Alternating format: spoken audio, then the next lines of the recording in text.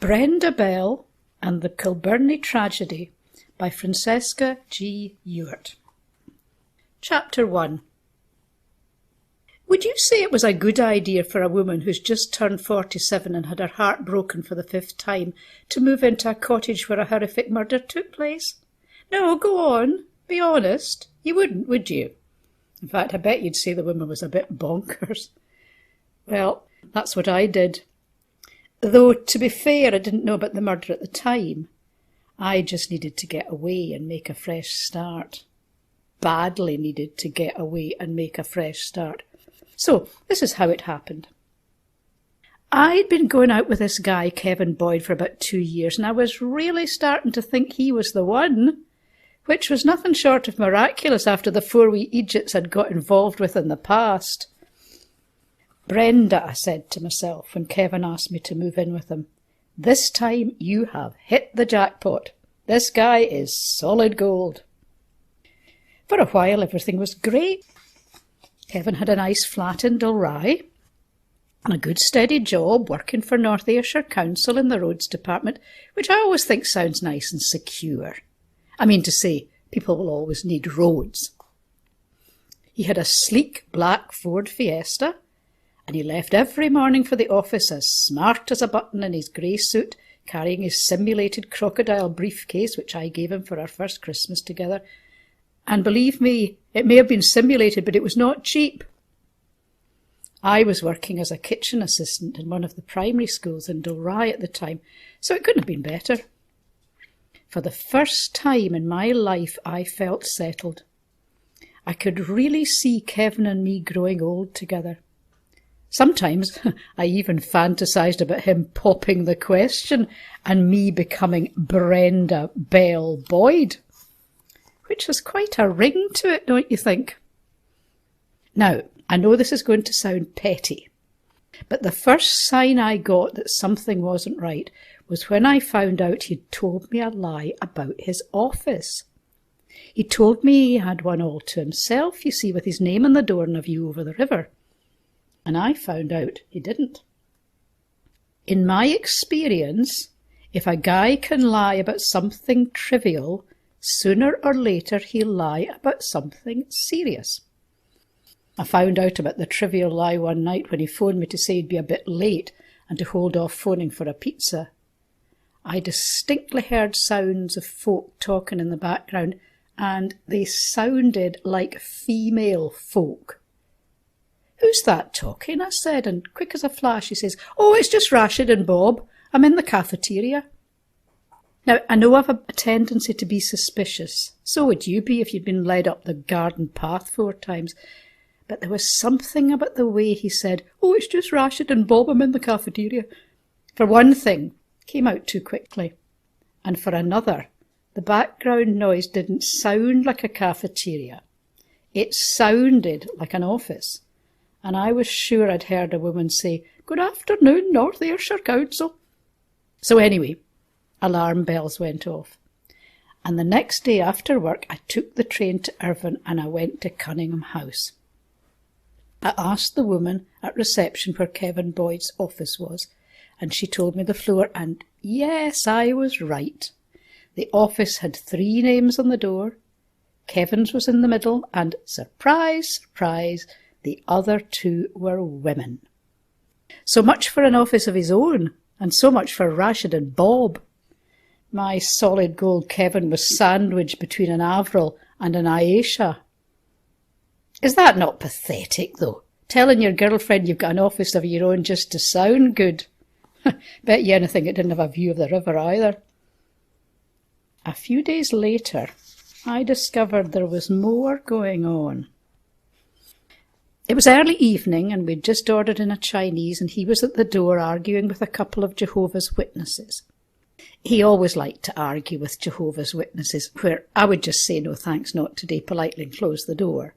Anyway, the argument was taking a while, so I took the chance to pick up his mobile, which had been pinging away all evening, and yes, you've guessed it, there was a whole load of lovey-dovey text from the Avril part of the roads department sandwich. And that was that. I lost it. I grabbed my toothbrush and my nightie, ran off down the road to where my pal Mary from work lived, and raged for a week.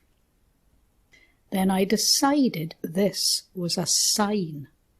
I needed to get right away. I needed to make a new start.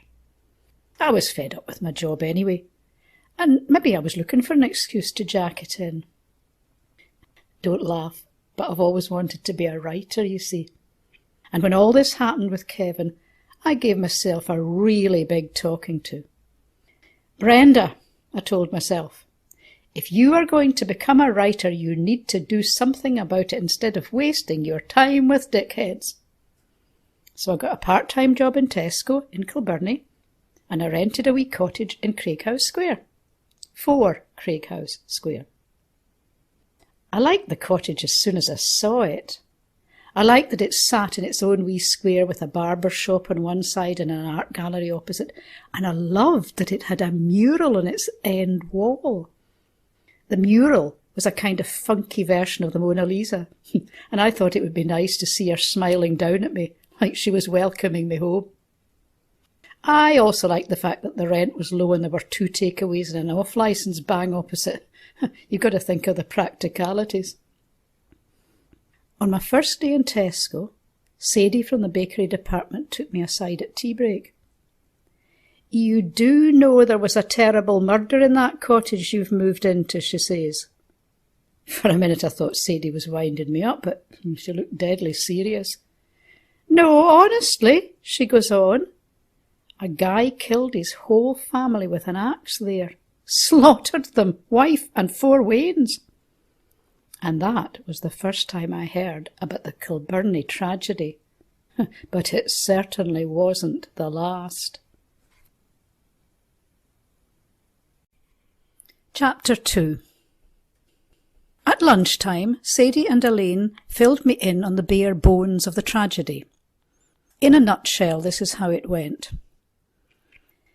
In 1904, an Italian guy called Joseph Calabrese was running an ice cream cafe at the far end of the building where I was living. He and his wife Jessie and their 4 children lived above the shop. There were 2 boys and 2 girls, and the youngest was just a baby. Thing was, Jessie drank. By all accounts, she drank away every penny Joseph earned.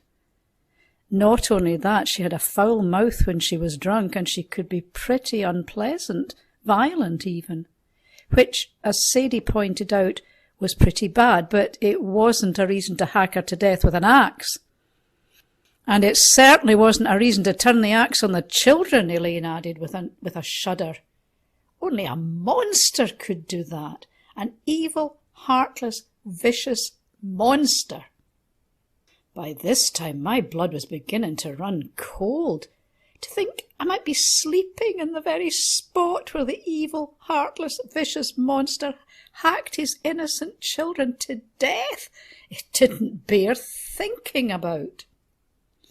See Andy that stacks the shelves, Sadie said. He's got a postcard that shows the exact room where it happened. Want me to ask him to bring it in tomorrow? Despite myself, I nodded.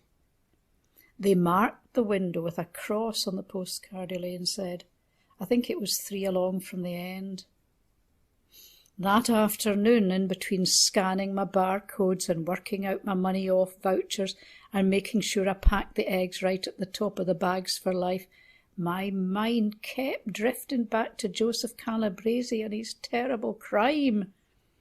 Every time I swiped a packet of stir-fry beef or a fillet steak, I saw him, his eyes bloodshot with fury and his axe raised. And when my shift ended, I was fair dreading going back up to Craighouse Square. By this time, of course, half of Tesco had heard the news that the new girl had moved into the haunted house, and everyone had a wee gem to add to the awful story to make it just that bit more awful. You know, they used to call it Jailhouse Square because they hanged Calabrese in Ayr prison. I heard he got sent to Peterhead and he went mad and died there. My gran told me the kids never had enough to eat, and Jessie pawned their clothes and spent the money on drink. I heard she pawned the wedding ring and all. As I trudged up the snowy main street, taking care not to slip on the bits of the pavement they hadn't gritted, all I could think of was the evil, heartless, vicious monster and what he had done. And when I got to the square and looked up at the third window along, which fortunately was not in my bedroom but the hall opposite it, all I could think of was the nice wee flat in Dalry where for 2 years I'd felt safe and loved. As I unlocked the front door and climbed up the spiral staircase, my feet seemed to grow heavier with every step, and when I opened the door, all the misery suddenly hit me and I burst into tears. I should explain at this point that 4 Craighouse Square is a confusing building because you go in the front door from the square and up the stairs, and then there's a door that opens into a hallway, and from the hallway you go through to the living room, and lo and behold, you're back in ground level again. That was another thing that attracted me to it, actually. It had quite a big garden with a wall round it, and I'd never had a garden before that wasn't tiny. So, anyway, I put on the central heating, still howling, and I made myself a cup of tea and found a packet of ginger snaps, and I went into the living room, and for a while I sat looking out at the snow-covered garden, greeting like a baby. It was terrible. The howling and the greeting, of course, was more about the break-up with Kevin than about the axe murderer. The axe murderer was the trigger, but anything could have triggered it, if I'm honest. Because, you see, at the time when I found out Kevin was two-timing me, all I'd felt was rage. Red, blinding rage. I just couldn't let myself feel sad. That would have cracked me up completely. I certainly hadn't let myself imagine how much I might miss the wee toe rag. I was too busy wanting to tear him limb from limb. But that afternoon, it finally hit me. I had loved Kevin Boyd. Really loved him. Now I missed him like crazy. I missed seeing him go off to work with his simulated crocodile briefcase. I missed getting the tea ready for him coming home and curling up together in front of Bargain Hunt. Most of all, I missed the warm feeling of being with another person who thought I was special, of finally having a future that didn't just have me in it. And as I dunked my 10th ginger snap, doesn't everyone eat ginger snaps in 10s? And let the spicy sweetness roll round my mouth, all I wanted to do was phone North Ayrshire Roads Department and talk to Kevin. Chapter 3. Next day, true to his word, Andy brought in the postcard. It was so spooky seeing my house the way it looked over 100 years ago. The downstairs part had changed a bit, but the upstairs windows looked just the same. You could see the ice cream cafe at the far end, and the white cross was as clear as day directly below the third window. The window for which I had just yesterday bought a pair of crushed strawberry velvet curtains from the homeware section. Unfortunate colour choice, Brenda, I thought. Andy said I was welcome to take the postcard away with me, and I said I would scan it into my laptop. I was starting to have the ghost of an idea, you see, and the first thing I knew I had to do was to gather as much material as I could, which as things turned out was quite easy, because no sooner had I put Andy's postcard into my bag than Joyce, from Customer Services Lottery and Tobacco, appeared. "Thought this might interest you, Brenda," she said, handing me a big brown envelope. "It's a newspaper cutting from the Dalry and Kilbirnie Herald. My mum got it from her gran." Then, blow me, at tea break, William, who stacks shelves when Andy's off, came up with yet another envelope. "I heard you were interested in the Calabrese story," he whispered, as he put it down beside my mug of coffee. He's kind of shy, is William. "It's from the Irvine Herald," he went on, blushing to the roots of his hair. Then, before I could thank him properly, he scurried away, leaving behind the envelope and a strong smell of aftershave. As I put the 3 bits of information safely away in my bag, I felt a tiny shiver run up my spine. And strangely enough, it was quite a pleasant shiver. Now, don't get me wrong, I was still pretty spooked by the whole story, added to which I hadn't slept much that night, what with thinking about Kevin and listening out for deathly screams. But the more information I was getting about the tragedy, the more excited I was getting. And the more excited I got, the less upset I felt. I mean to say, had I not come to Kilbirnie to become a writer? And had a cracking good story not landed right in my lap?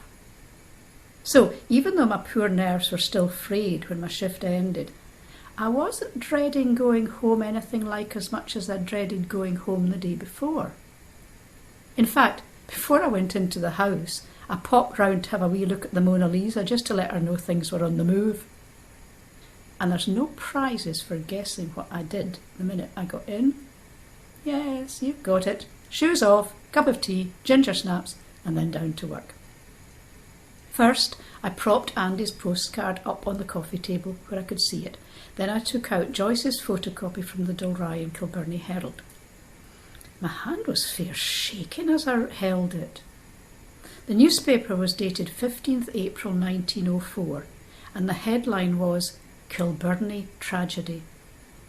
Underneath, in smaller capitals, it said, "Wife and 4 children murdered." The first thing the article told me was that yesterday morning Joseph Calabrese had gone and informed his brother that he had killed his wife and children. Even though I already knew what he had done, seeing it for the first time in black and white gave me quite a jolt. The next paragraphs made absolutely horrific reading. This is what they said. Afterwards, he went to Dr. Mulroy and asked for poison to kill rats, and the doctor, who had not heard of the murder but was suspicious of the man, offered him a mild poison for mice, which he refused to take, and he afterwards went to the constabulary station and gave himself up. On the police proceeding to the house, which is in Montgomeryston Street, almost above the shop, a shocking sight was revealed. In one of the set-in beds lay Mrs. Calabrese and her 4 children, and all with their skulls fractured, while a hatchet covered with blood lay on the table. Calabrese is said to be about 40 years of age. His wife's maiden name was Jessie McKenna, her age about 26, and said to be native of Glasgow. The children's ages were respectively 8, 5, 3 and 1 year. Calabrese, it is alleged, was under the influence of drink last night. He was a very quiet and well-liked man by the public generally. The whole community has been shocked by a tragedy unprecedented in the locality. I don't know how often I read that article. It was as though I was in a daze, and as soon as I finished reading I had to go back to the beginning and read it again. I was puzzled by the Montgomeryston Street, so I googled it and discovered that it was the street at the back of my garden. Once I'd got that sorted, I sat for ages letting it all sink in. When I finally came to, the garden was pitch dark and my tea was stone cold, and 7 ginger snaps lay uneaten on my plate. Chapter 4. There were 2 things that really got me about that newspaper article. One was the bit about the rat poison, and the other was the sentence, "He was a very quiet and well-liked man by the public generally." Why, I kept asking myself, why did a quiet, well-liked ice cream man like Joseph Calabrese commit a crime so horrendous that the morning after all he could think of was how to kill himself? Was the clue in the second last paragraph. It was alleged that at the time he was under the influence of drink. It struck a chord, that bit, because you can do some pretty awful things when you're under the influence of drink, can't you? Take the night I read those texts on Kevin's phone when he was arguing with the Jehovah's Witnesses. As I said, we'd just phoned out for a Chinese and there was a bottle of Spanish red on the table. I filled my glass right up to the top, swallowed it down in big gulps, poured another and demolished that too. Dutch courage it was for what I was going to do next. And what I did next was to phone Mary and tell her I was coming round in 5 and to have a drink waiting for me. I didn't do anything halfway reasonable, like, for example, talking to Kevin. Oh, no. Before he got back up the stairs, I'd collected up my things and stalked out into the street without a word of explanation. Fortunately, the Chinese arrived in the nick of time, so I grabbed the sweet and sour chicken, wrapped it up in my nightie, and scarpered. Kevin hadn't a blind clue what was going on. There I was, gone, leaving him with a portion of sticky rice, a bag of prawn crackers and a half-empty bottle of Spanish red. Right enough, I'd flung his mobile halfway across the room, which I suppose was a bit of a clue. When I got to Mary's, I polished off another half bottle of whatever she was drinking, and then I deleted Kevin from everything it's possible to delete someone from. Mary was horrified. "Do you not think you'd been a wee bit hasty, Brenda?" I remember her asking as I clicked the unfriend button on Facebook and blocked his mobile number and trashed his email address forever. "I mean to say, you and Kevin have been together for 2 years. Could you not give him a bit of a chance? Hear his side of the story?" But it was no good. I was so furious I was in for the kill. And you know what? If there had happened to be an axe lying about our living room at the time, who knows what I might have done? Who knows what they're capable of doing when they see red? That newspaper article upset me so much I had to have a wee glass of wine to calm me down. Then I opened the envelope William had given me. William's newspaper cutting was from the Irvine Herald for the 22nd of April, and it was about the funeral of the victims, and there were some really touching things in it. First of all, it named the children, Minnie, Thomas, John and Lucinda. And it said that the expense of the funeral was undertaken by the county authorities. That was nice, I thought, because there wouldn't have been much money in the family. And there were no child benefits in 1904, no social services, nothing. By all accounts, it was quite a funeral too, with a hearse with 3 coffins, one for each of the eldest children, and a coach with a box underneath containing the bodies of Jessie and the baby. That evening, when I'd had my tea, I sat up till all hours writing, and when it was bedtime I checked how many words I had written, and it was nearly 2,000. I'd written 2,000 words of my very first book. Not bad for starters, was it? I was so bleary-eyed the next morning when I checked in for my shift that I didn't notice all the smirks and nudges that were going on from the direction of Elaine and Sadie. And it took me another while to clock the single red rose propped up on my till. "To Brenda," it said on the wee card stuck on with sellotape. "From William." Chapter 5. I wasn't sure what I thought about William's rose. I mean, it was a really nice thing to do, of course it was, but obviously that wasn't going to be the end of it. Sooner or later he'd be bound to ask me out, and even though he was a nice guy and quite attractive too in a boyish kind of way, I wasn't ready. I mean to say, I'd only been on my own for a matter of weeks. It was way too soon to be thinking of getting involved with someone new. Then there was his shyness. I'd never met anyone as shy as William. I'm quite shy myself, which is maybe why I've always gone for confident men, and a fat lot of good it's done me. And I've always had this fear of being on a date with someone as shy as I am, and us just sitting there not saying anything to one another. That said, I've got to admit it cheered me up getting that rose, because it meant that someone found me attractive, didn't it? Which is always reassuring. When it was tea break, I went into the staff toilet and had a good look at myself in the mirror for the first time in ages. Though I say it myself, I didn't look that bad for my age. Bit on the plump side maybe, but then I've always had a fuller figure, and 2 years of Chinese takeaways had taken their toll. My hair was nice enough too, auburn, bordering on ginger I suppose you'd call it, badly in need of a trim, but shiny and wavy and not too speckled with white yet.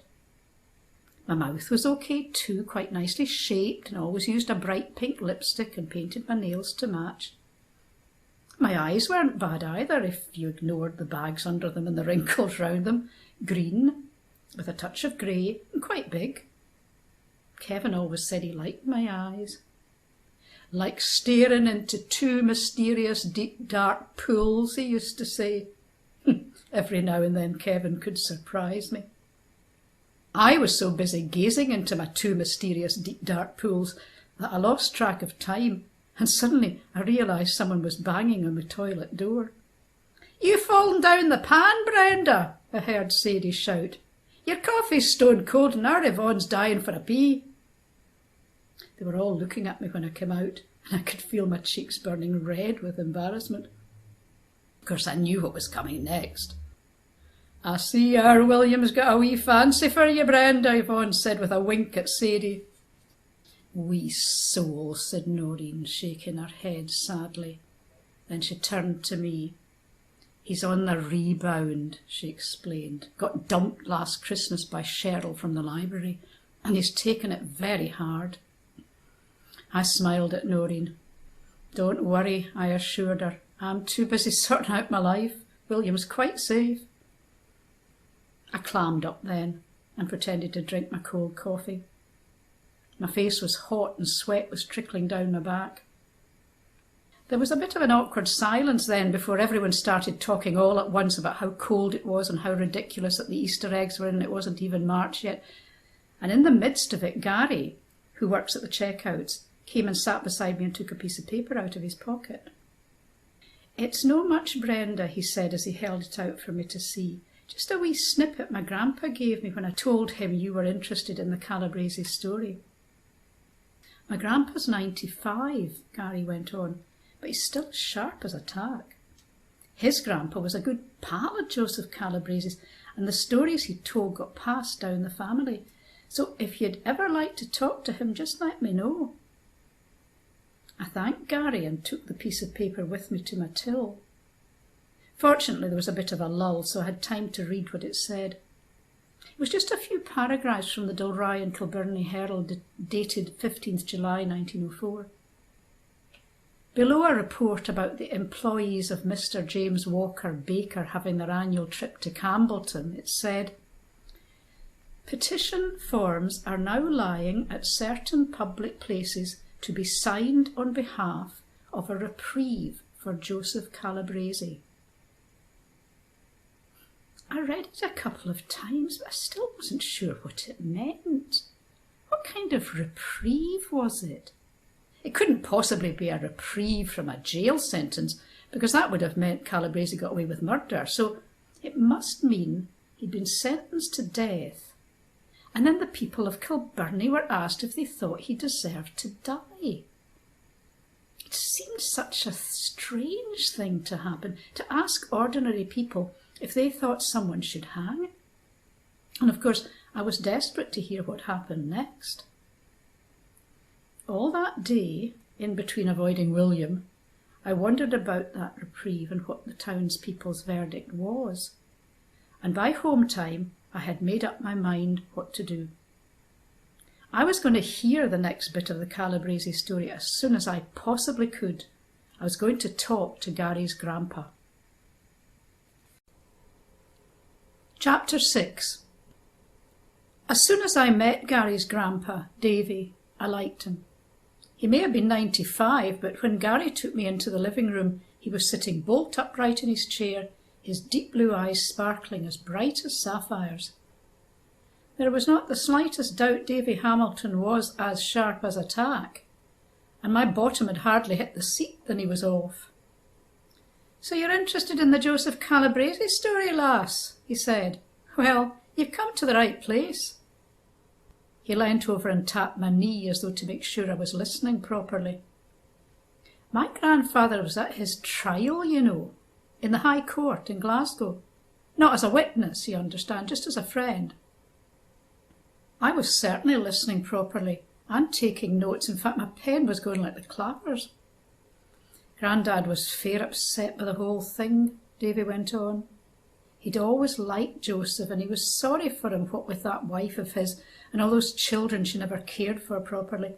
To see him charged with murder, well, to tell you the God's honest truth, Grandad never got over it. I looked up from my notepad. Davy was quite upset. How did Joseph plead? I asked. Not guilty, Davy said. And when he saw the surprise on my face, he added, there was a special defence of insanity, according to Grandad. Mind you, I used to say that was ridiculous because Joseph was as sane as the rest of us. He frowned and sank back in his seat. Now, what was the name of that neighbour of Calabrese, he said, the one that was the key defence witness? He scratched his head and tutted, "Ugh, I must be getting old, lass. I'm blowed if I can remember her name." For a while he sat, brows furrowed in frustration. Then his eyes lit up and he clapped his hands together triumphantly. "Catherine Taggart," he said. "That was it. The neighbour, Catherine Taggart, found Mrs. C lying drunk on the floor of the ice cream shop about 9 o'clock that night, with the baby screaming beside her. She told the court she tried to get her to go to her bed, but she wouldn't, so she settled the children and stayed till 12 o'clock. He shook his head gravely. I always mind Grandad saying that Taggart woman had the patience of a saint. Because, of course, it wasn't the first time she'd found Mrs. C as drunk as a skunk. And she told the court all about the drinking and the bad behaviour and how she didn't look after the children. Gary came in then with mugs of tea and a couple of Kit Kats. "Didn't your grandfather say Mrs. Calabrese was always telling her husband to stab her?"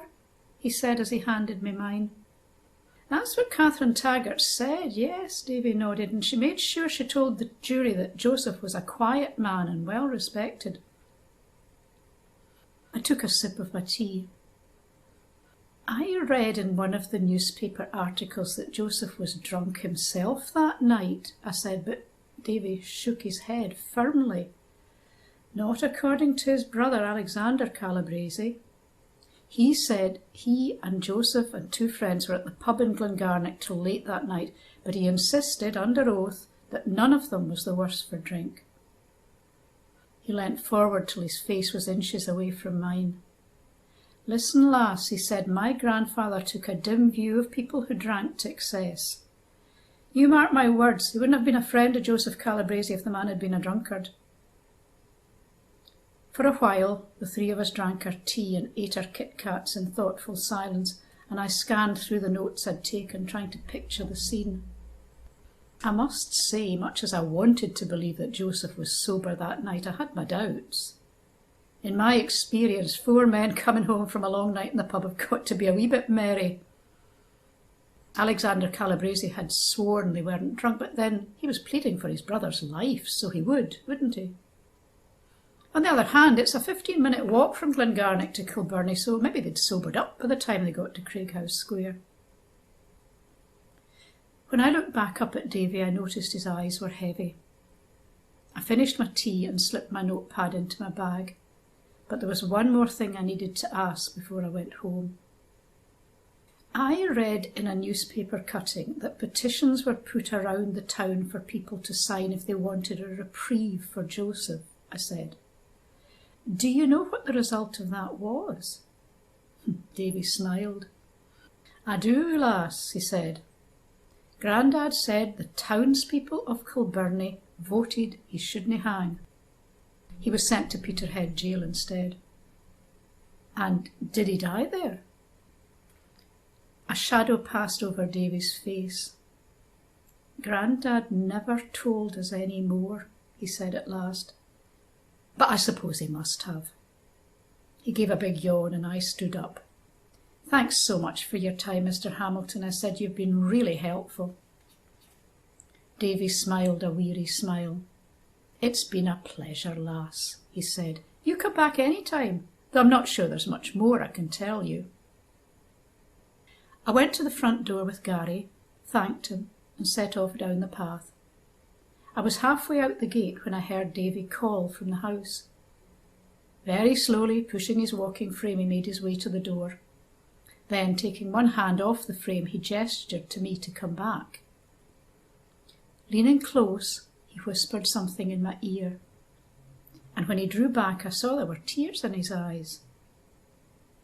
As I walked up the darkening main street, these last words of Davey's chased themselves round in my head, and my steps got faster and faster. I couldn't wait to go through my notes and write the next bit of my book. But as things turned out, it was not to be, not tonight, anyway. Chapter 7. I saw the huge red envelope lying on the floor as soon as I got in my front door, and my heart didn't half sink. Red envelopes in February can only mean one thing. Now, it was well past Valentine's Day by then, but right enough, as I sat down in the settee and slid the card out, I could see the usual hearts and flowers. I opened it with bated breath, and lo and behold, tinkly music began to play the theme from Love Story. And as the music tinkled away, I read the poem that was written in gold across a bright mass of red roses. My love for you, it is a rose that in the summer's born, for you are like the fairest flower that never bears a thorn. So please, my love, accept this poem that comes straight from my heart, and let us be together now and never, ever part. Oh my God. I'll say one thing for Tesco Valentines. They pack a punch and they're excellent value for money. And I remembered this one because it was the biggest, poshest in the store and had originally cost £5.50. It was signed William with half a dozen kisses, and he'd written his phone number, and he'd written fancy an Indian on Saturday. I went straight to the fridge, poured myself a glass of Blue Nun, and sat there thinking what on earth I should do. I certainly couldn't ignore the card like I'd ignored the rose. I mean, it had taken a lot of courage for William to send it, even if it probably hadn't actually cost him the full £5.50. Added to which, the poor guy was still getting over his last rejection. I couldn't hurt his feelings again. Next thing I thought was I absolutely couldn't face the thought of an Indian with him. A whole evening of polite conversation, even with chicken korma and fried rice and a couple of naans, would be sheer hell for us both. It wouldn't be fair anyway to let William take me out when I'd no intention of being his girlfriend, and I had no intention of being his girlfriend. And the third thing, which really surprised me, was that I realised I still felt I was Kevin's girlfriend. Weird or what? Maybe it was because we hadn't talked since the night I stormed out, so I had no idea how he was feeling about it. Maybe it was because all my stuff was still in the flat in Dalry, and one day I'd have to pluck up the courage to collect it.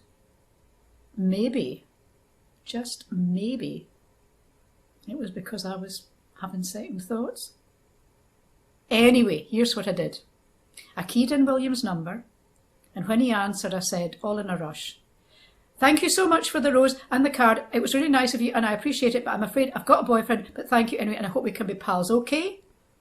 Just like that, no commas or full stops. There was a deathly hush from William's end, and then he said in a kind of spluttery voice, "Aye, right, no problem. See you around." I thanked him again, far too many times, and pressed the disconnect button. Then I drank the rest of the Blue Nun, and then, guess what I did? I unblocked Kevin. I did something else, though. Not straight away, obviously, because I was too blittered, but the next night. It was something I'd never thought of, and maybe never would have thought of if I hadn't been as miserable and confused as it's possible to be.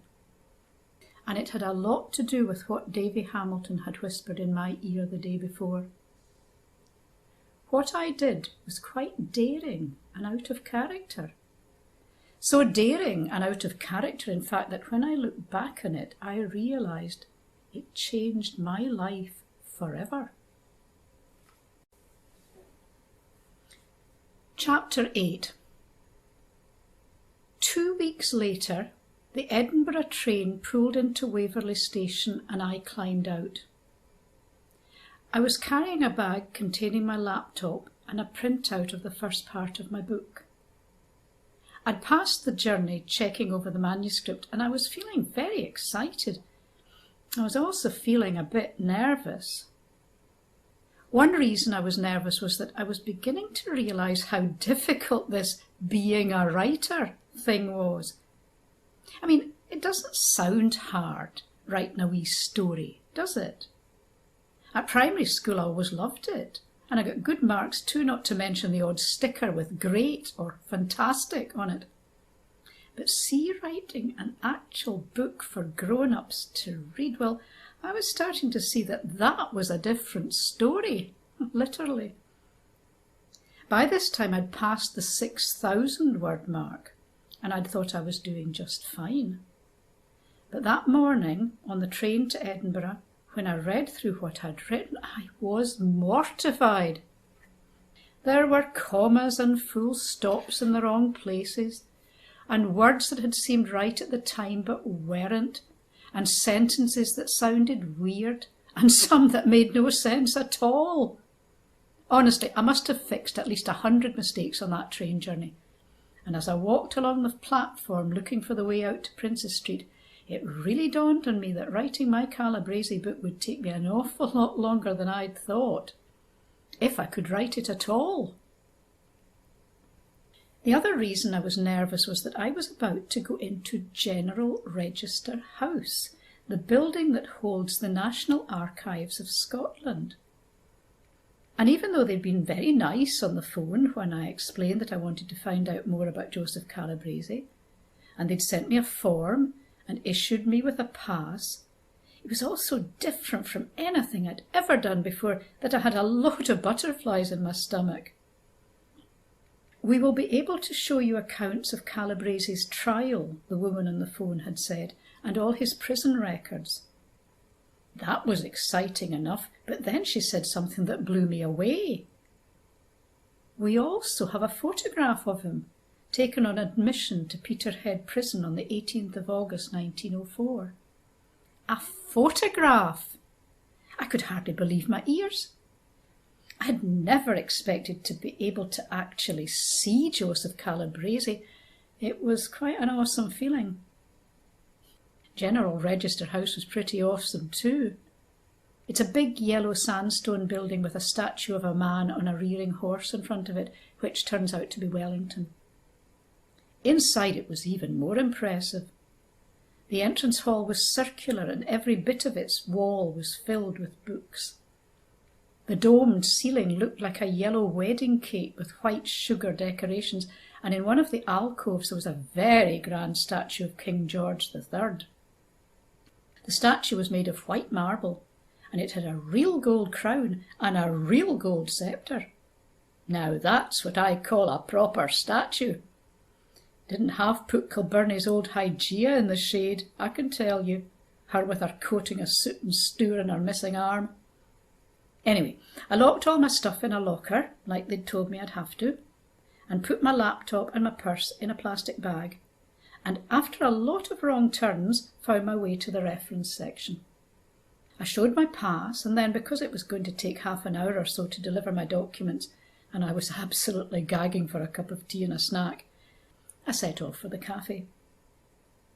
So there I was, getting tore into a pot of tea and a humongous slice of carrot cake, when I saw him, sitting 2 tables along from me, drinking an espresso with his Apple laptop open in front of him. The most sophisticated, most attractive man I have ever seen in my entire life. I kid you not. He was like a cross between Leonardo DiCaprio and Johnny Depp, only much more intelligent looking. He had dark brown eyes and sleek dark hair that had a silver streak across the front, just as though it was planned. And he's wearing a dark brown suit and a kingfisher blue tie that I'd swear was real silk. Boy, was he distinguished!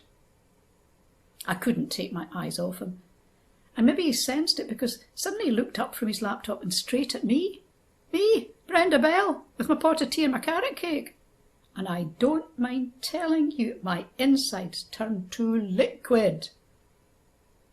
He gave me a wee smile, and I gave him a wee smile back, and sort of fluttered my eyelashes a bit, and he got up. For a moment I really thought he was going to come over and speak to me, but he didn't. He dabbed his lips with his napkin, closed his laptop, and without another glance began to walk out of the cafe. I watched him push open the door, and as he disappeared from view, I felt my heart racing so hard I thought I might faint. I couldn't just sit there and let him walk out of my life. I couldn't. I had to speak to him, and I knew if I didn't, I'd never forgive myself. So off I went, hell for leather, in pursuit of Mr. Wonderful. I didn't even finish my carrot cake. Chapter 9. To get back to the reference room, you have to go outside and along a path through a wee garden. When I reached a bend in the path, I saw Mr. Wonderful in the distance, pushing open the door into the main building. I ran as fast as I could and reached the door just as it swung shut in my face. To my surprise, he turned back, opened the door, and held it for me to go through. "I'm most dreadfully sorry," he said, and he had such a posh voice. "I didn't realise you were behind me. Are you all right?" I nodded. "Just a flesh wound," I said, and then I laughed just in case he thought it really was. And of course I laughed far too loudly, because I always do when I'm nervous, and I could feel my cheeks getting redder and redder, and I prayed I wouldn't have a full-scale hot flush, because believe me, it is not a good look. Miraculously, though, Mr. Wonderful didn't seem to notice the laugh or the cheeks, and he began to walk along beside me. Neither of us said anything, which was a bit embarrassing, so to break the silence I said, "It's quite a confusing building." And he said, "I suppose it is, but I'm a historian, so I know it like the back of my hand." And I said, "What kind of history do you do?" And he said, "Actually, I write books about famous murders." And I said, "I'm writing a book about a murder, but I don't think it's famous." And he said, "How fascinating!" in the sort of voice that actually does think it's fascinating.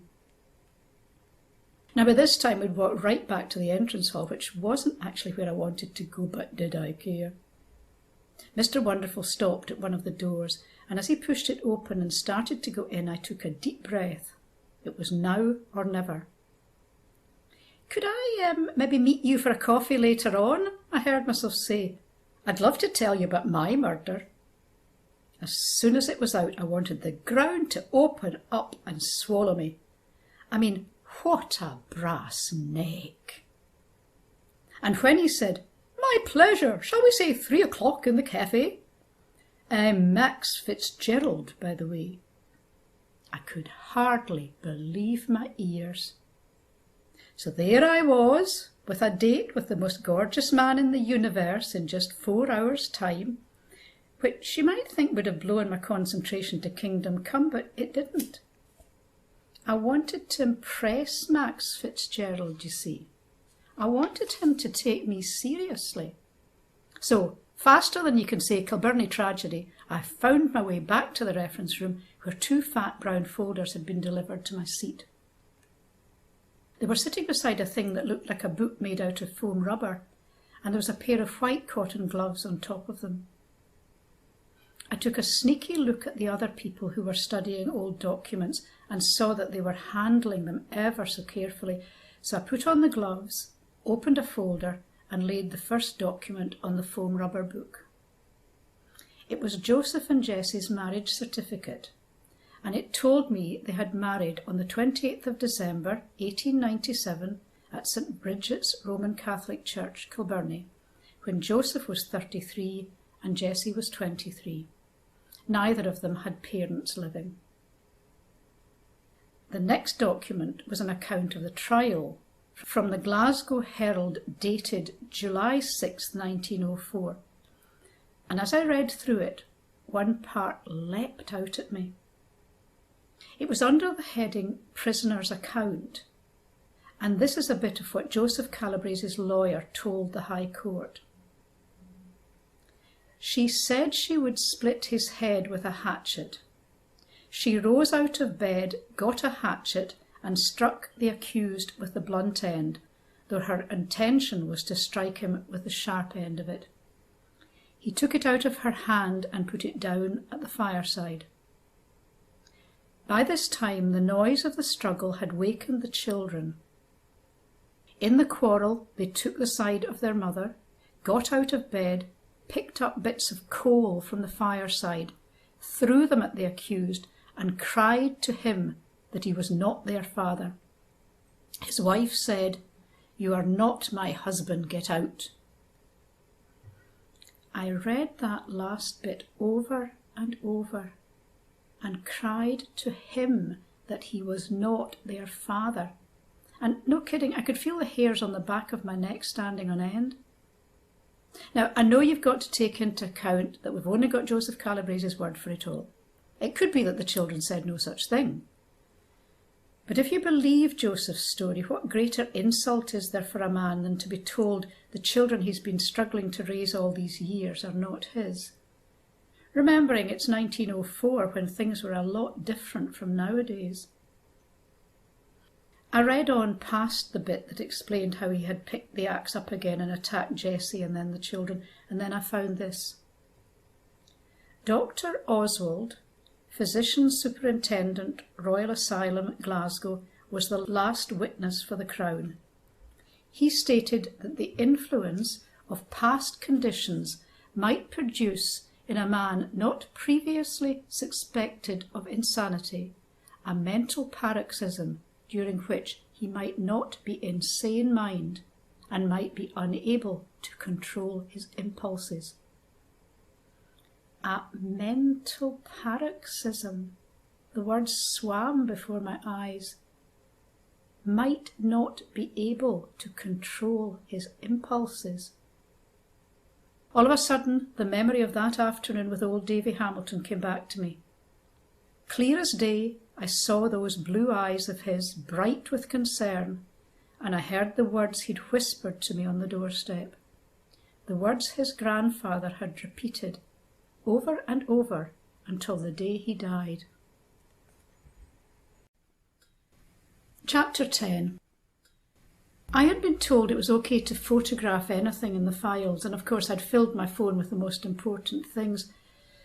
But I still had to read through mounds of stuff to know which were the most important things, so by 2:45 I hadn't even opened the second folder. I was feeling quite panicky. I'd found so many interesting facts though, and I was starting to have a much clearer picture of Joseph Calabrese. For example, there was a page headed Particulars of Giuseppe Calabrese, HM Prison, Peterhead, which listed Joseph's family and birth details.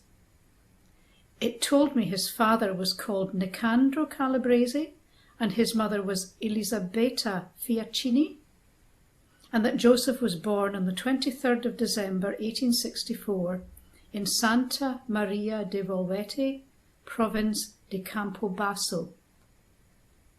His nearest relatives in Italy were listed in Italian. Due fratelli in Italia, una sorella in Kilbirnie, Scozia. Antonio, Alessandro, Angela, Rosa. Il nome de suo marito, Carmino Bernardo. Now, the sum total of my Italian is pizza and spaghetti bolognese, but I put it into Google Translate and discovered it meant he had 2 brothers in Italy and a sister in Kilbirnie whose husband was called Carmina Bernardo. There were other small details in that first folder that I found quite moving, like the note written on the 17th of August 1904 in lovely old-fashioned writing, asking for permission to give Joseph the rosary that he had brought to Peterhead from Duke Street Prison, Glasgow. There was a load of hospital charts too, because apparently Joseph didn't keep at all well in Peterhead. He had something called gastric catarrh, which Google informed me was inflammation of the stomach lining. That day, I saw for the first time why people get so obsessed with research. It was like putting together an enormous jigsaw puzzle, and as you fit the pieces together, you see the past come to life before your very eyes. But there was so much more left to read through, way too much for what was left of the afternoon, and I realised I was going to have to make another trip to Edinburgh. It was almost 3 by the time I'd tidied up, and I rushed through the corridors with butterflies fluttering in my stomach like there was no tomorrow. When I reached the cafe, Max was already sitting at a table with a cup of coffee, and when he saw me, he stood up and gave me a lovely smile. "What would you like, Brenda?" he said, and off he went to get me a cappuccino and a chocolate eclair. As he sat them down on the table, I noticed he was wearing a wedding ring. My heart sank, but I decided to ignore it. He might be divorced after all, mightn't he? He might be a widower. He might not be interested in me. "So," Max said, "this murder of yours, tell me all about it." I did my best to condense everything I knew into a few sentences, which wasn't easy, and I have to say rather spoilt my enjoyment of the eclair. From time to time I stopped and showed him things I'd photographed, and when I got to the bit about the mental paroxysm, he took the phone from me and examined the document very carefully. "Now that is interesting," he said. "I have a particular interest in murders that involve an element of madness." Leaning across the table, he looked straight at me with those deep, penetrating eyes of his. The air was filled with the intoxicating, musky scent of his aftershave, and I could think of just 2 things: how gorgeous he was, and whether I had cream on my chin. "Do you think," Max went on, "it might have been a crime passionnel?" For a moment I thought he meant there was cream on my chin, and then I realised what he was on about. He meant a crime of passion, and I knew exactly what that was because last week I'd googled murder and insanity. It's a crime, often a murder, committed from passion, especially sexual passion. Chapter 11. As I thought about the crime passionnel, I felt more and more excited, and I suddenly couldn't wait to get back to the reference room. "I think that's the key to the whole case," I said, "but I've a lot of work to do to find out exactly how." I swallowed the last of my cappuccino. Then I looked pointedly at my watch. I could see Max had taken the hint, because he finished off his coffee too. "Thanks for the cappuccino," I said, and I stood up. "Maybe next time I can treat you?" I couldn't believe how cool I was being, so not like me. And it had the desired effect. "I look forward to that," Max said, and he raised his left eyebrow and gave me quite a smouldering look. Then we walked out, and all the way back to the reference room Max talked non-stop about how interested he was in what I was doing and how he'd love to read my book when it was finished. And when we got to the reference room, he said, "Would you mind if I took a quick look at your material?" Then he added, ever so respectfully, "Don't worry, I won't take up too much of your precious research time." A tingle of pleasure ran right up my spine. I know it sounds pathetic, but I'd never been talked to like that by anyone, ever. It made me feel like a real writer. We both sat down, and I handed him the papers I'd started to look at. "They're excerpts from the medical officer's journal," I told him, "and they're very detailed." Together we began to read. The notes were written in small, very neat writing, and here and there you had to struggle to make out words. When we reached the last page, we sat in silence for a while. "Have you noticed, Brenda," Max said at last, "how often Calabrese talks about the children not being his?" I nodded, over and over again, as though he was obsessed with it. "Exactly. And look what the medical officer says here." Max pointed to one of the pages. "The idea seems to have got hold of his mind to the extent of an absolute monomania." "Monomania?" I said. "What's that?"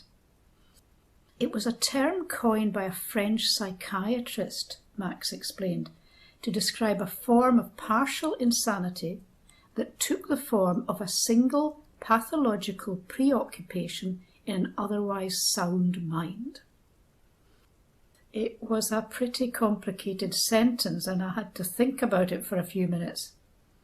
"What exactly is a single pathological preoccupation when it's at home?" I asked. Max laughed. "Sorry," he said, "I do tend to lapse into jargon when I'm talking about my pet subject. A single pathological preoccupation is often called a fixed idea, or idée fixe in French. The belief was that the mind could be deranged in one specific area while being completely normal in others. Now I understood. Pulling out the last page of the report, I pointed to the medical officer's summary. "Listen to this," I said. "The effect of the reproach on suspicion of his virility acted on a man of his nature and temperament in a way that it would not on any ordinary man, producing a condition of insanity. His killing his family was therefore an insane or morbid impulse." "You were right," Max said. "This fatherhood thing is the key. Whenever he thought about it, it drove him crazy." "And the night of the murder," I said very slowly, "everything came to a head. The crazy part of his mind took over." "And he acted like a madman," Max went on, "and the law says that someone who kills when they're not in their right mind is sick, not evil." He gave me a long, serious look. "In other words, Brenda," he said, "what happened that night in Craighouse Square was not a murder.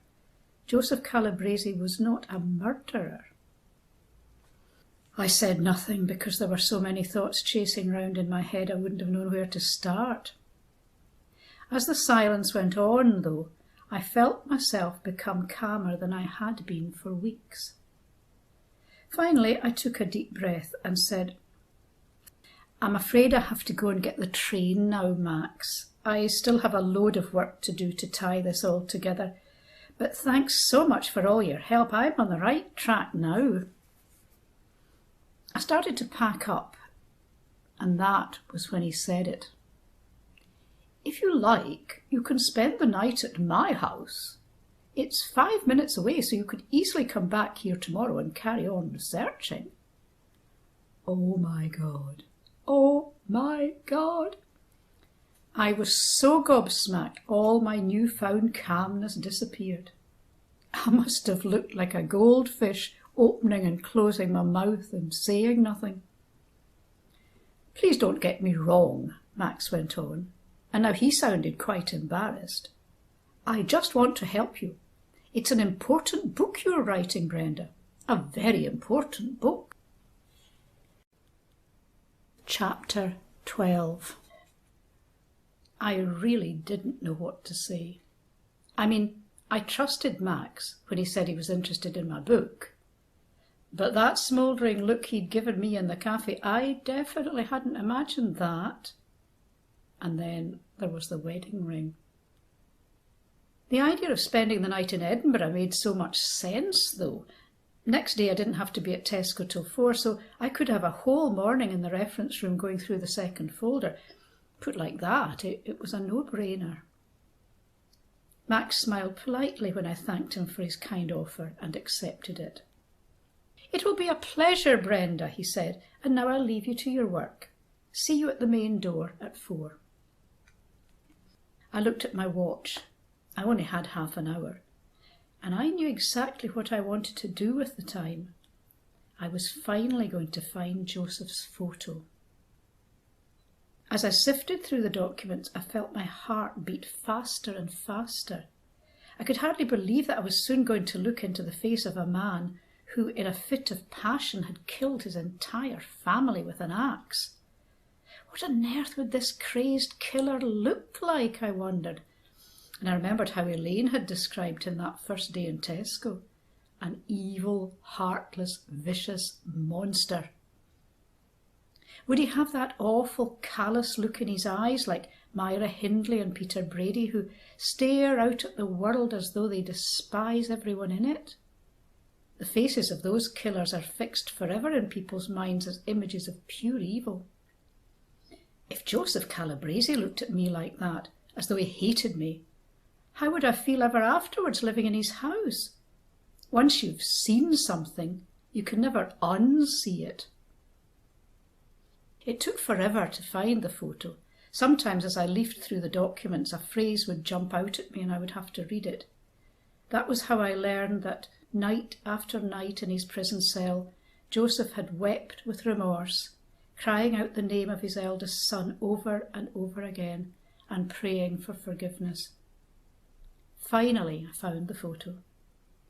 On a yellowed form, dated 18th August 1904, under a list of his distinctive marks, there he was, Joseph Calabrese. And as I stared at him, I had to blink away the tears that sprung into my eyes, and those tears were tears of relief. For there was no malicious stare, no callous eyes, not the slightest sign of evil. Joseph was dressed in a woolen jacket with a starched white shirt and what looked like a cravat. His hands, the hands that had wielded the axe 4 months before the photo was taken, were pressed against his chest, the fingers splayed. He looked completely lost and helpless. I stared and stared at that face, searching everywhere in it for signs of a monster, but all I saw was the face of an ice cream man. An ice cream man, just 5 feet 2 inches tall according to the form, who was liked and respected by everyone in Kilbirnie, and whose life had come to an unspeakably terrible end. Suddenly I noticed everyone in the reference room was clearing up and returning their material. I put everything carefully back, then took both folders to the desk. I walked very slowly through the corridors, past the rows and rows of bookshelves and the posh statue of King George III, and I waited for Max at the front door. The sun was low in the sky as we walked together towards Carlton Hill, and the grey buildings glowed with a pinkish light. Soon Max pointed up ahead to where a row of big elegant houses sat, set high above the city traffic. "That's where I live," he said, and in a few minutes we stopped outside one of the houses. I stared at the beautiful carved wooden door with its rich stained glass panels and down at the painted tiles, and when Max opened the door and we walked into the hall, I could hardly believe my eyes. All I could see was books, neatly arranged in dark wood bookshelves that stretched from floor to ceiling. They filled the entire entrance. There was even an elegant little wooden ladder so that you could reach the higher shelves. Above our heads, the ceiling was covered in ancient-looking birds and plants with the occasional face peering out from behind painted leaves. It was magical, like the entrance to a castle. And to think I was going to spend the night there. Chapter 13. Next morning, as I walked back along the road towards General Register House, I was glad to be alone. I had a lot of things on my mind, and believe me, the Kilbirnie tragedy was the least of them. the best way to describe the night before was that it had its ups and downs. The ups were sky high, but the downs, well, I'll let you judge that for yourself. To begin with, it was all ups. Max showed me into the biggest, most beautiful living room you have ever seen. And the first thing he did was go over to a little bar in the corner and pour me something he called an apéritif. The apéritif came in a pink crystal glass with a cherry floating on top, and it looked like white wine but didn't have a kick. Then Max went off to the kitchen to rustle up a little something. No carry-out Chinese for Mr. Wonderful then, I thought to myself as I settled down on a leather settee and looked around at the room. It was so luxurious. It had deep red walls, and there were exotic-looking rugs on its dark wood floor. There were amazing modern paintings and sculptures dotted around too, all with little light shining on them, like in an art gallery. There were more books too, and all sorts of strange things like stuffed birds. There was even an alligator hanging from the ceiling, which was a tad too gruesome for me, but it must have been a talking point at dinner parties. Then Max came back with a tray and said, "Dinner is served." And there we sat, bathed in candlelight, with white napkins and silver cutlery, eating a pretty good chicken risotto and washing it down with red wine in goblets that looked as though they were made of solid gold. The wine came in a bottle that was covered in dust and cobwebs, which I'm told is a sure sign of a classy wine. And as soon as we finished one bottle, Max opened another.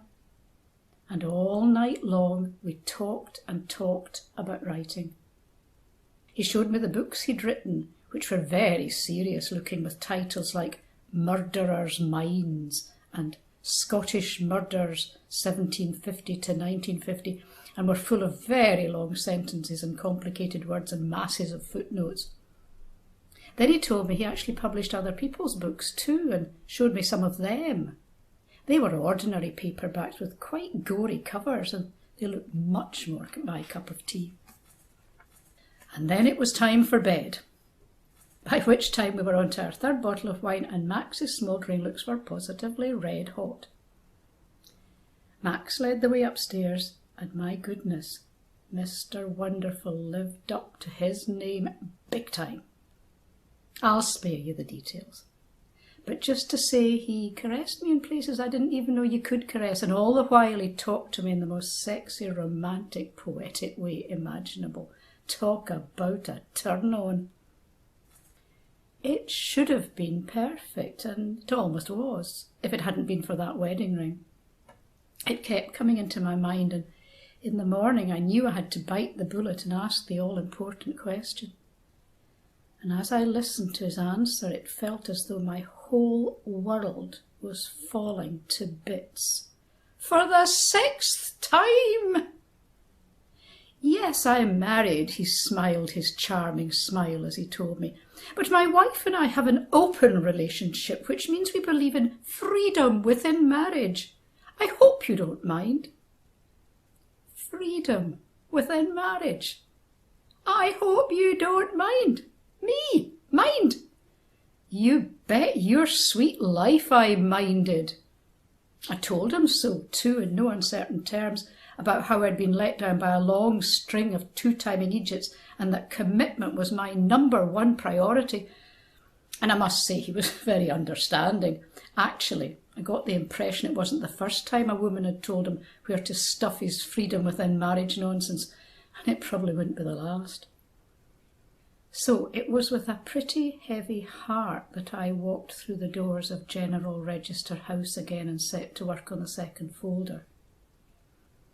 There was, however, one up in the morning's grey sea of downs. As I'd packed up my things to leave, I'd noticed something was missing.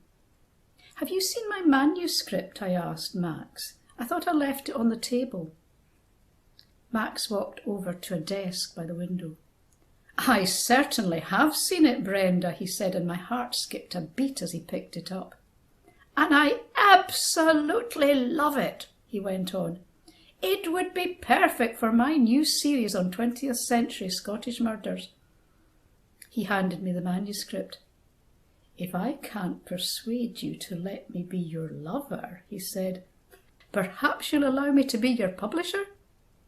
He raised his left eyebrow and did a slightly cooler version of the smouldering look. And you know what? I said yes again. Chapter 14.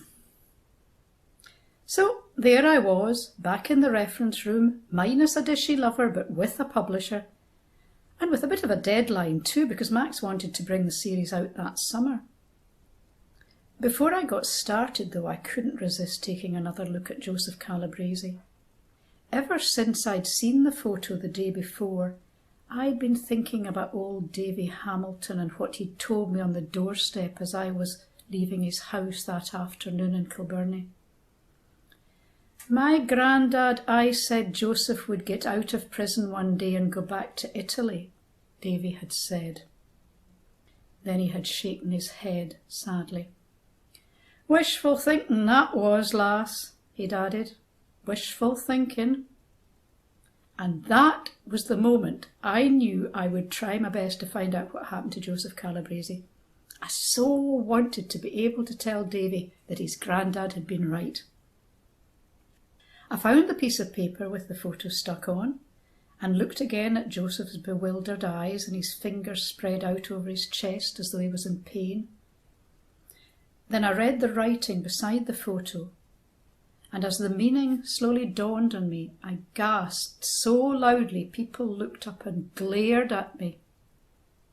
In neat brown handwriting, someone had written, "Photo dated 18/8/04, still a good likeness, Peterhead Prison, 4/8/14." And above that was printed, "On discharge on licence." So at the time this form was issued, Joseph had served 10 years of his sentence, and now he was being discharged. Or was he? Did the words "on licence" mean he could be sent back to prison? I read through the rest of the documents like a thing possessed. There were several memos that discussed applications for release, but year after year these were denied.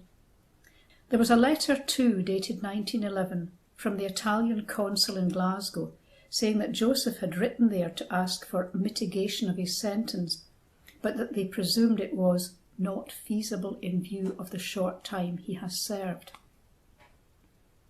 And there was a document headed "Prisoner's Petition," at the bottom of which someone had typed, "I don't think he should be liberated before, say, 9 years." Then at last I found what I'd been looking for all along. A letter in bold black ink with the address St Bridget's, Kilbirnie, Ayrshire at the top and the date 28th July 14. As I read it, tears began to run down my cheeks. "Dear Father Thompson," the letter said, "I am very glad to learn that Calabrese is to be liberated and return home to Italy. Of course I will do all I can to see that the conditions put by the commissioners are carried out. You might kindly send me a note to let me know how long he is to be allowed to remain in Kilbirnie with his sister before going back to Italy. He could carry it to me himself. I will write you again when all is right with him. With kindest regards, Thomas Copma." As I photographed the letter, I couldn't wait to print it out for Davey. Maybe I'd put it in a nice Tesco frame. Maybe I'd write on the back, "It was nae wishful thinking after all." It was still a while till my train, and I stayed on till the last minute. I found out some small but really interesting details, like the price of a boat ticket to Italy, which was £5 10 so I'm guessing he didn't go club class. I also discovered a possible reason why Davey's grandad didn't know his friend had been released. One of the conditions of release was that Joseph was not to spend long in Kilbirnie. Perhaps during the short time he was with his sister he preferred to lay low. Kilbirnie, after all, must have held very painful memories for him. Finally, it was time to hand back the precious folders and go for my train, but my day of ups and downs wasn't quite over. As the train pulled out of the station and I got tore into my Costa coffee and my tuna fish sandwiches and my 2 Kit Kats — Waverley doesn't do ginger snaps — there was one last surprise, though at the time I wasn't sure whether it was an up or a down. My mobile bleeped, and it was a text from Kevin. It said, "Bren, we need to talk." After a couple of seconds it bleeped again, and this time it said, "Miss you something awful." I stared out of the window watching the outskirts of Edinburgh glide by. A light rain had started to fall and the window was covered in smears of water that looked like tears. I thought about Max and his grand house and his dusty wine bottles and how good he had made me feel. Then I thought about his freedom within marriage thing and how bad he had made me feel. I texted Kevin, "You 2-timed me." And Kevin texted back, "I didn't, I wouldn't, I love you." My head was hurting. I leaned back and closed my eyes, and all I could see was Kevin and me on the settee having a laugh over a chicken tikka and a bottle of Blue Nun. And then the most terrible thought came to me. I'd managed to forgive a man who killed his entire family with an axe because I'd tried very hard to understand why he did what he did. But Kevin, who wouldn't hurt a fly, I hadn't tried to understand him at all. I texted, "Where and when?" And he texted back, "5 tomorrow outside Benny's." That's Benny's chip shop with no roof, by the way, Kilbirnie's #1 eyesore. Trust Kevin, ever the romantic. I texted, "OK." And then I finished my coffee and my tuna fish sandwiches and both Kit Kats and fell fast asleep. Chapter 15. Next day at 5 o'clock I looked out of my window and sure enough there was Kevin outside Benny's waiting for me. He had his best jacket on and the scarf I gave him for Christmas, and he was holding a pink and white bag with J&H McCallum Gifts for All printed on it. Those butterflies were having a field day in my stomach, I can tell you. Not the kind of field day they had in General Register House when I was going for coffee with Max, more the kind of feeling you get when you know that one way or the other the next 5 minutes are going to be life-changing. Heavy-duty butterflies these ones were. For once it had stopped raining, and as I crossed the road a wee glimmer of sun broke through the clouds. I could see the Mona Lisa out of the corner of my eye, and she was kind of sparkling. I looked at Kevin and he looked at me. It was like when 2 pit bull terriers meet and they eye each other up very warily. Kevin handed me the bag. "This is for you," he said, and his voice was all husky. I took the bag and looked inside. There was a wee square box in it with gold lettering, but I didn't take it out. Instead, I took a deep breath. "I read those texts," I said in a voice as cold as ice. "From Avril." Kevin reached into his pocket for his phone. He fiddled about on it and then handed it to me. "These texts," he said. I didn't know what was going on. The last thing in the world I wanted was to see the bloomin' things again. "Did you read them all?" Kevin asked. "I read as many as I needed to read," I said frostily. "Did you scroll down to any of my replies?"